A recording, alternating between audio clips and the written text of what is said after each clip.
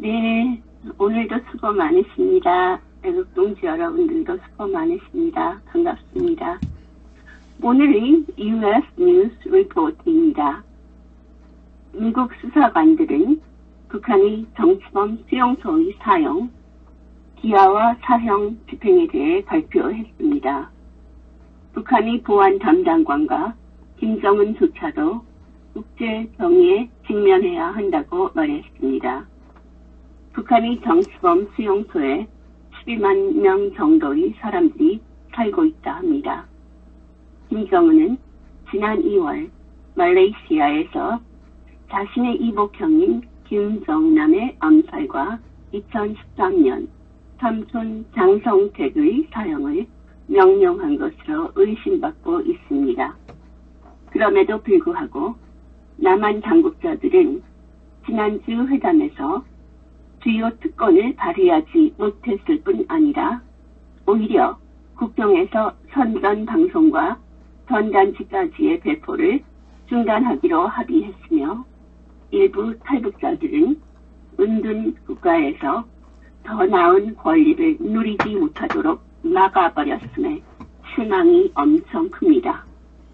수십 년 동안 겪은 이 아픔과 노력에 대해 남북 지도자들은 단 몇 번의 자신들 휴식만 취하면서 양측이 이 소중한 방송도 취소해버렸던 겁니다. 남한의 자유북한 방송은 그동안 뉴스, 한국 팝송, 이평을 섞으며 북한을 향해 방송되었었습니다. 하지만 자유북한 방송의 김성민 씨는 이렇게 말합니다. 나는 트럼프 대통령을 믿습니다. 라고. 서울에서 북한으로 방송되는 자유북한 방송을 운영하는 김성민 씨의 말입니다. 북한 주민들의 삶을 개선하지 않으면서 정상회담을 갖는 것이 무엇인가? 북한 사람들을 돕지도 않으면서 이게 무엇인가? 북한 사람들을 돕지 않는다면 아무런 의미가 없다고 말했다 합니다. 전 인권 변호사였던 문재인과 가까운 관계자들은 무모하게 권력을 행사하는 것이 비생산적이라고 주장했다 합니다. 남북회담을 앞두고 북한은 남한 당국자들에게 북한의 권리 기록을 비판하는 것이 얇은 얼음과 같은 남북관계에 돌을 던지기와 같다고 비유하면서 재량권을 가지고 행동하라 경고했다 합니다. 한국의 외무부 안보 특별보좌관이라는 문정인이 북한의 권리 개선을 위한 과거의 노력은 정치적, 사회적 권리에 너무 많은 관심을 기울이는 반면 기본 필요를 소홀히 하는 경우가 많다고 말했다 합니다. 문정인은 이전 한국 정부의 강경한 접근법을 언급하면서 전 정부가 종종 북한이 인도주의 지원 노력을 제한하거나 거부하게 만들었다는 어이없는 말을 했다 합니다. 그 접근의 결과로 북한 시민이 오히려 고통을 겪었다면서. 그러나 탈북자 지성호 씨는 지난 1월 트럼프 앞에서 북한의 인권 침해를 강조하기 위해 열심히 연설을 하면서 국제 지도자들이 김정은을 압박하기를 희망한다고 밝혔습니다. 북한 주민들은 인권에 대해 세계에 알리고 변화를 이끌어내야 한다고 분명히 말했습니다.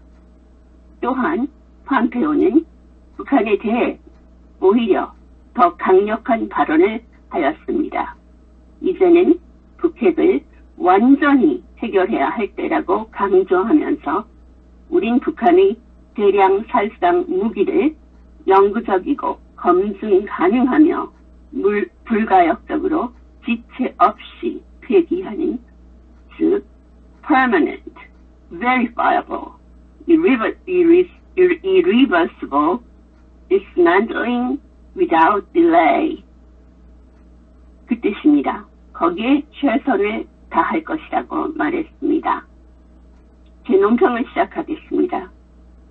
저도 알고 여러분들도 알고 한국의 모든 애국 국민들과 정상적인 사고를 갖고 계신 분들이 알듯 현 정권은 입만 열면 거짓말입니다. 놀랍지도 않은 좌빨들의 everyday 습성입니다. 그들의 삶은 무조건 거짓말인 거죠. 문 정권 그리고 그 집단들은 정말이지 봐주기가 역겹습니다. 문정인이라는 사람이 하는 말이나 문재인의 말 등 항상 같은 맥락이며 자신들 스스로 그들이 북한 지도자와 똑같은 사람들임을 증명하고 있습니다. 정서적으로 해석하면 좌빨들은 정말 악마며 사탄입니다. 문재인이 어떻게 인권 변호사였는지 모르겠지만 그에게 있어서 인권이란 뜻은 human rights가 아닌 인권 탄압인가 봅니다. human rights, 인권 문제 역시 결국은 미투 운동처럼 자기들을 스스로 무덤을 파고 있으니 오히려 다행입니다. 자기들 무덤을 파고 있는 겁니다. 저는 오히려 다행이라 생각합니다. 왜냐하면 이제 세계는 남한 정권에 대해 현재 남한 정권에 대해 그 진실을 알게 되었으니까요. 제가 말했듯 하루하루 미국 뉴스는 다릅니다. 하지만 한국 언론은 절대 보도를 안 합니다. 북한과 비슷합니다. 자기네들 칭찬하는 자화자찬 그런 뉴스만 실으며 루팅 사건도 그 중요한 사건도 묻혀지고 저는 현 한국 정권을 북한 정권과 다르지 않다고 생각합니다.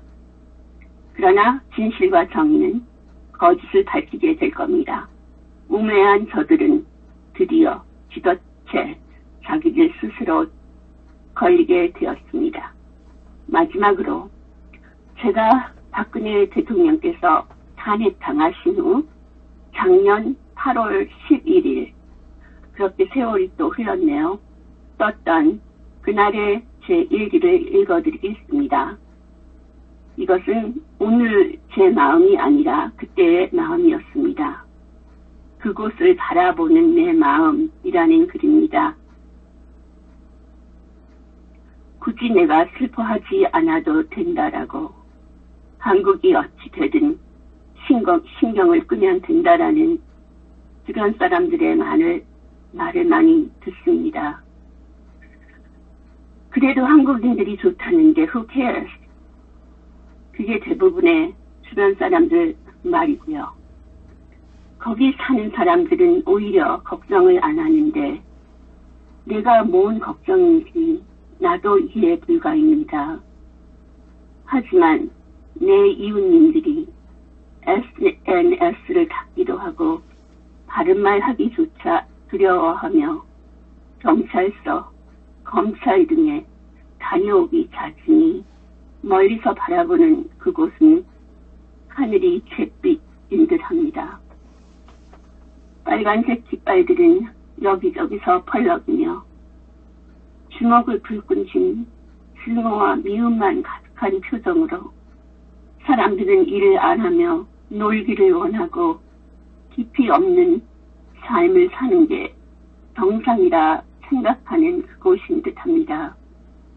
언제부터인가 그 땅은 공포스러운 곳으로 변했으며 우락부락한 얼굴들이 서울을 장악한 듯 태반의 국민들은 영혼 없는 삶을 그냥 하루살이 인생처럼 살고 있는 듯합니다.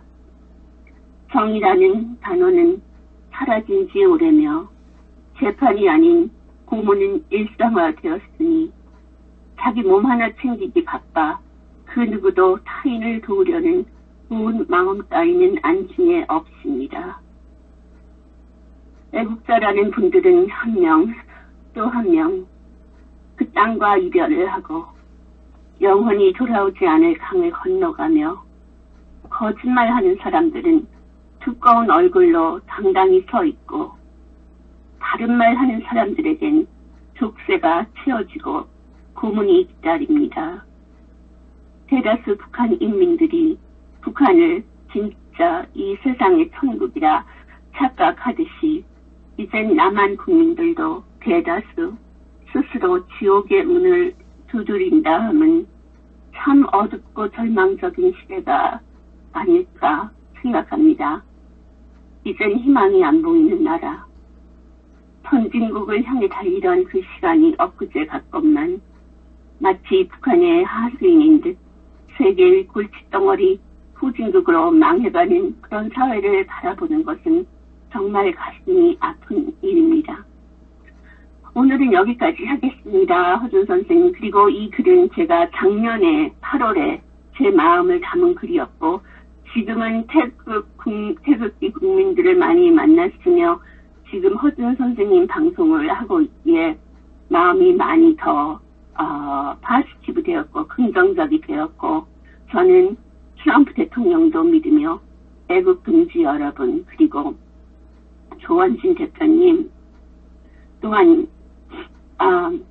마음이 맑고 순수한 임지연 변호사님 그리고 많은 애국당의 또 김전무님도 계시고 서민정 대장님 그리고 또 서대장님 용감하신 분 등등 저에겐 큰 위안입니다. 여러분들이 저로부터 위안을 받듯이 우리 태극기 국민은 서로 사랑하고 싸우지 말고 같은 마음이니까 꼭 자유 대한민국을 되찾기를 바라며 박근혜 대통령이 꼭 석방돼서 나라 살리시기를 기원합니다. 감사합니다. 허준 선생님 그리고 애국 동지 여러분 언제나 감사하며 사랑합니다.